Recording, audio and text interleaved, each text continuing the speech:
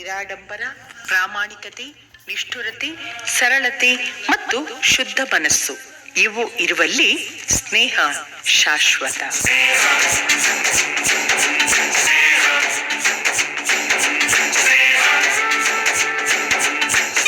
ಗೆಳೆಯರ ಸ್ಮರಣೆ ಎಂದರೆ ಗೆಳೆತನದ ವೃಕ್ಷಕ್ಕೆ ನೀರೆರೆದಂತೆ.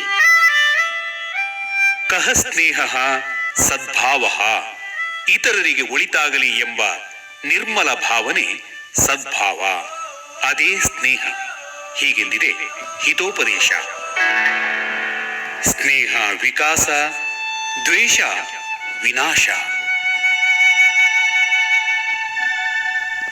ಕೆಡುವುದಲ್ಲದೆ ಸಮಾಜಕ್ಕೂ ಕಂಟಕಪ್ರಾಯನಾಗುತ್ತಾನೆ.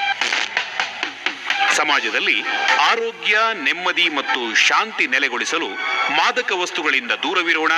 ಜನ ಇವುಗಳಿಂದ ದೂರವಾಗುವಂತೆ ಮಾಡಲು ನಾವು ಪ್ರಯತ್ನಿಸೋಣ.